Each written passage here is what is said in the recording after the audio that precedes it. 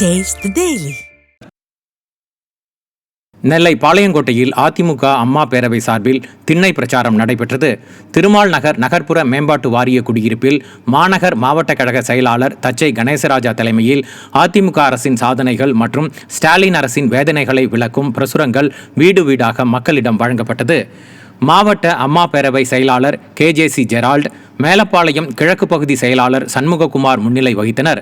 இந்நிகழ்ச்சியில் மாவட்ட அம்மா பேரவை தலைவர் செல்வசேகர், தகவல் தொழில்நுட்ப பிரிவு மண்டல தலைவர் அன்பு அங்கப்பன், IT விங் மாவட்ட இணை செயலாளர் கமலேஷ் பாண்டியன், மாவட்ட அம்மா பேரவை துணை செயலாளர் பாலாஜி உள்ளிட்ட பலர் பங்கேற்றனர். திரைத்துறையில் விஜய் பெரிய ஹீரோவாக இருக்கலாம், ஆனால் நிஜ வாழ்க்கையில் ஒரு பிரச்சனை என்றால் அவரை நேரடியாக அணுக முடியாது என்று அதிமுக மாணவரணி மாநில செயலாளர் சிங்கை ராமச்சந்திரன் தெரிவித்துள்ளார்.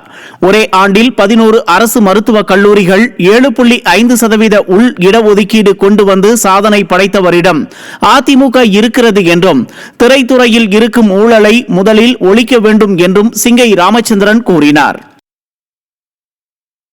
234 தொகுதிகள்லையும் தொகுதிக்கு ஒரு ஹீரோ இல்ல 10 ஹீரோக்களை அதிமுக காமிக்க முடியும். அதனால எங்களுக்கு 234 தொகுதிக்கும் சினிமாவில் நடக்கக்கூடிய விஜய் தான் ஹீரோங்கிற தேவையில்லை. 234 தொகுதிக்கு அவ்வளோ ஹீரோஸ் நாங்கள் வச்சிருக்கிறோம் ஆல்ரெடி. அதனால எங்க கட்சியை பத்தியோ எம்ஜிஆரை பத்தியோ எங்களை பத்தியோ எந்த ஒரு கவலையும் பட வேண்டாம். விஜய் அவர்கள் மிகப்பெரிய ஹீரோவா இருக்கலாம், படத்துல பார்த்து ரசிக்கலாம். அவரை போய் சென்னையில் பார்க்க முடியுமா? அவர்கிட்ட ஒரு பிரச்சனைனா போய் சொல்ல முடியுமா? முடியாது.